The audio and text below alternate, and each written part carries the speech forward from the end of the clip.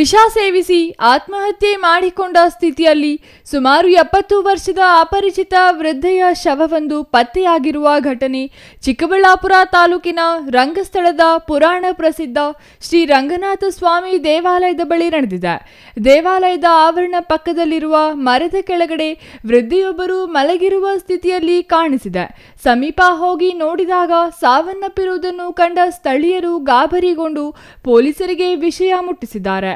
ಚಿಕ್ಕಬಳ್ಳಾಪುರ ಗ್ರಾಮಾಂತರ ಪೊಲೀಸ್ ಠಾಣೆ ವ್ಯಾಪ್ತಿಯಲ್ಲಿ ಘಟನೆ ನಡೆದಿದ್ದು, ಘಟನೆ ತಿಳಿದ ಪೊಲೀಸರು ಸ್ಥಳಕ್ಕೆ ಭೇಟಿ ನೀಡಿ ಪರಿಶೀಲನೆ ನಡೆಸಿ ಮೃತದೇಹವನ್ನು ಮರಣೋತ್ತರ ಪರೀಕ್ಷೆಗೆ ಚಿಕ್ಕಬಳ್ಳಾಪುರ ಶವಾಗಾರಕ್ಕೆ ರವಾನಿಸಿದ್ದಾರೆ. ಇದು ಬೆಳಗ್ಗೆ ಬಂದು ನಮ್ಮ ಅಜ್ಜಿ ಈ ಕಡೆ ರೆಸ್ಟ್ ರೂಮ್ಗೆ ಅಂತ ಬಂದಿದ್ದಾರೆ.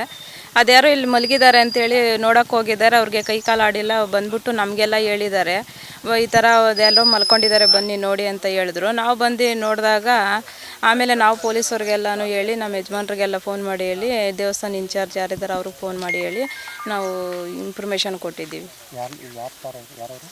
ಯಾರು ಅಂತ ಗೊತ್ತಿಲ್ಲ ನಮಗೆ, ಇವ್ರು ಯಾರು ಅಂತೇಳಿ.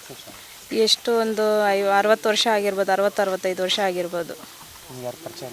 ನಮ್ಗೆ ಯಾರು ಇಲ್ಲಿ ಪರಿಚಯ ಇಲ್ಲ. ಆ ಈ ಕಡೆ ಎಲ್ಲೂ ಓಡಾಡಿಲ್ಲ. ಇದೇ ಫಸ್ಟ್ ಟೈಮ್ ಆ ಎಮ್ಮನ್ನು ನೋಡ್ತಾ ಇರೋದು ನಾವಿಲ್ಲಿ.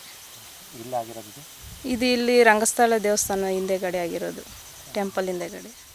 ವೃದ್ಧೆಯ ಗುರುತು ಇನ್ನೂ ಪತ್ತೆಯಾಗಿಲ್ಲ ಎಂದು ತಿಳಿದು ಬಂದಿದ್ದು, ಪ್ರಕರಣ ದಾಖಲಿಸಿಕೊಂಡು ಪೊಲೀಸರು ಮುಂದಿನ ತನಿಖೆ ಕೈಗೊಂಡಿದ್ದಾರೆ. Thoudanahalli Ramesh, CTV news, Chikkaballapur.